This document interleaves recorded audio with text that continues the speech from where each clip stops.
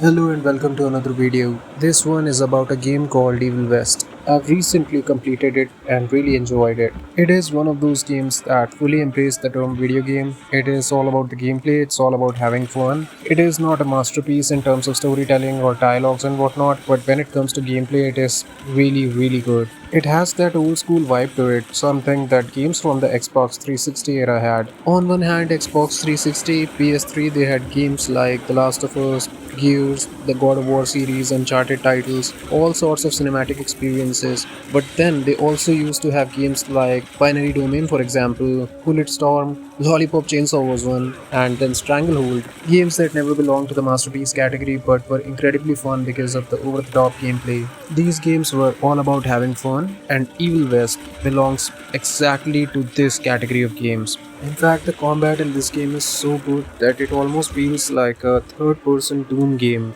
But before jumping into the gameplay part, let's talk a bit about the story and the setting. The game is set in an alternate history Wild West era. We play as protagonist Jesse Rentier, a vampire hunter working for a government agency called the Rentier Institute. Jesse Rentier is a typical badass alpha male character, and then there is this whole supporting cast of characters alongside him, like his father, William Rentier, who is the head of the Rentier Institute, Edgar, a retired agent who is the character available in co op, Virgil, an engineer, and several others who are a part of the Rentier Institute or associated with it. The story is all about trying to save humanity as it is on the verge of collapse. Vampires and monsters have almost completely taken over, and then there is this bigger threat, which is the main villain. And our protagonist Jesse has to save the American frontier with the assistance of his colleagues. The story and the setting, along with some weapons and enemy design, reminds me of a couple of vampire movies like Van Helsing, the 2004 Hugh Jackman movie, and another one called Priest from 2010.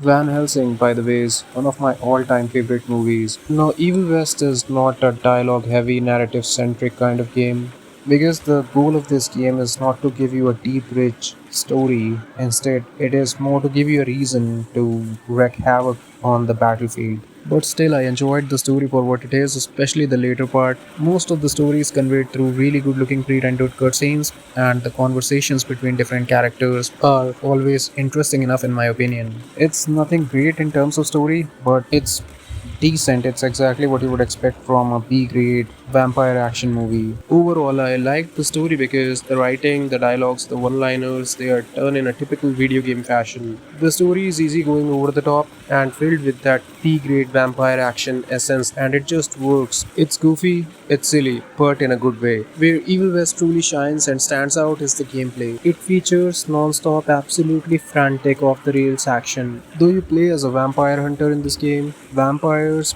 are just the tip of the iceberg when it comes to the list of enemies, and it includes hostile humans, zombies, werewolves, ghouls, Dracula like creatures, flying monsters, human leech hybrids, and a ton of other creatures, and they come in all sizes and shapes. Some of them are absolutely massive and take a lot of punishment before going down. The game throws a really deadly cocktail of all these different enemy types at you, and it is really challenging and fun to deal with them because of the arsenal of weapons you have at your disposal. First of all, you've got a gauntlet for melee attacks as well as to defend yourself against incoming attacks, as it is an electrically charged gauntlet. It is connected to a battery pack. Pressing the right button at the right time ends up stunning enemies trying to attack you.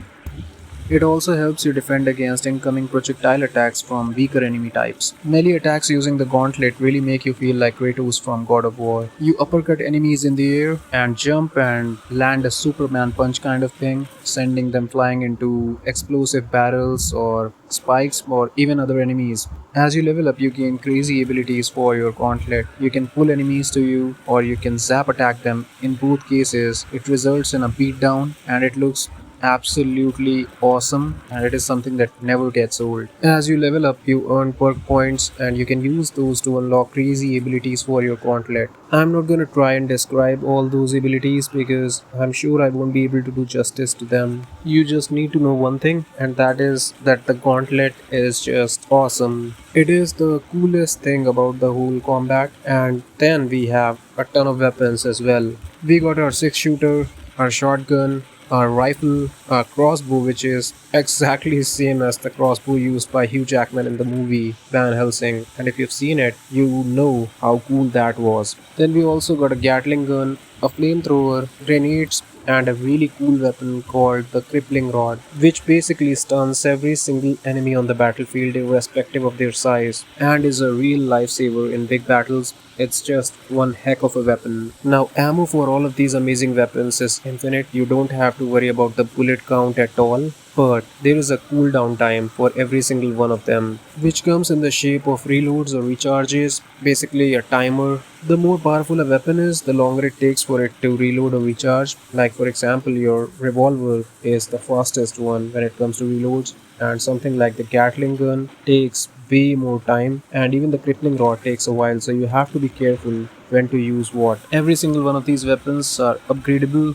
and they become crazier with those upgrades. The game features in-game currency using which you can buy those upgrades. The gameplay loop is really simple and linear, which is something that I appreciate. You travel from point A to point B and take out every single thing that you run into while doing so, and you can only progress through an area once you've taken out every single enemy. There are some absolutely basic puzzles that you run into, or I would say hurdles because they are way too simple, and then there is some really basic exploration which rewards you with the in-game currency using which you can buy upgrades for your weapons. It is just impossible to get lost or get stuck in this game because it is a straightforward linear title. You just gotta look around and you're gonna find your path. I really like the fact that this game is laser focused on combat, which is what this title is all about. It really doesn't try to be anything more than what it is. It's all about having fun and it does it really well. The combat is where it's at with this title, and it is fantastic in that aspect. The game just keeps getting better as you progress because you get your hands on new weapons. You don't have to find them, they're like right in your path, you cannot miss them, and you unlock new abilities for your gauntlet. Then you also find blueprints for your weapon upgrades and buy new upgrades. The experience just keeps getting better, especially on your first playthrough, because you are constantly getting your hands on new weapons, new abilities, or upgrades for weapons. And even when I'm done with my first playthrough, there is a lot of stuff that I need to unlock still, and I'm already in the new game plus because of those remaining things that I need to unlock, and also because I want to use all these weapons right from the get-go and see how it feels, because the combat is just addictive. Difficulty wise, the game is challenging enough. At times it can get almost brutal, like throwing lots of enemies at you and difficult configurations to deal with. It really feels like things have gone from 0 to 100 within a second, but it is manageable because of all the weapons and abilities that you have access to. I died quite a few times, but honestly, I never felt frustrated because of it. Getting through a challenging fight in this game gives a really different kind of satisfaction. It does feature multiple levels of difficulty if you want to go crazy, but normal itself poses a decent challenge in my opinion. The save mechanics are really nice and generous in my opinion, because later on in the game you run into some crazy boss battles and they are like really challenging, but if you fail, you don't have to restart from the beginning if you manage to deal a certain amount of damage before dying, and that was really helpful, especially in the last two boss battles. I was really getting my ass badly kicked in those, and let me tell you, the boss battles in this game are really nice, especially the final two. They are like really well done. There is a certain build up to them which makes them really special. They are challenging too, and the other ones are also really good. Some of the enemy types are introduced initially as bosses and later join the ranks of common enemies, but overall it's a really good experience when it comes to boss battles as well. It is one of those games where the combat is definitely going to bring a smile on your face. You are definitely going to love it. If you love games like Doom and God of War with the old school feel of the original Gears of War in terms of the linear nature of it, because it has a certain old school vibe to it apart from the graphics. Combat is just pure joy and it gets crazier as you progress. It has an amazing flow to it, and yeah, you also have the ability to heal yourself, which also has a cooldown time. You can heal yourself using your healing ability or by picking up health dropped by enemies. Hitting enemies on their weak points results in them dropping health orbs, and they also drop energy pickups for your battery pack, and when fully charged, that battery pack allows you to go completely berserk on your enemies. The game also gives you some really nice looking costumes for the protagonist Jesse Rentier, and you can mix and match different costumes to create unique combinations of your choice. All of them look pretty good.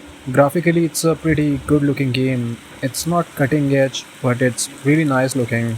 Jesse and his weapons, everything on him, it looks really nice. The enemy design is good too. The pre-rendered cutscenes look really good. Then the environments look really nice, and there is a variety of them. You've got snowy mountains, desert towns, you've got whale yards, interiors, daytime, nighttime, and some of the environments look really spooky. They have that Van Helsing vibe to them, and there is a good variety. Green jungles, spooky looking ranches with scarecrows and whatnot. Yeah, the vibe is definitely there. Some of the environments might look less detailed than the others, but overall it is a good enough looking game in my opinion, and the performance is really nice. It's a lighter game too, it's like less than 35 gigs, something around that. So yeah, another positive. The sound design is really nice too, it has that Wild West crunch to it. Honestly, I didn't find anything negative about this game. Yeah, you can say it's not the most original thing, like not the most original ideas, not the most original combat even. It's inspired definitely by games like Doom, God of War, and older PS3, Xbox 360 era titles, but it is a fun game and that is what matters. Initially, I was kind of skipping the cutscenes, was not expecting much from the story in this one, but by the end of it, I was watching all the cutscenes because with time, the story got better. It's a good enough story, and I was enjoying it for what it was.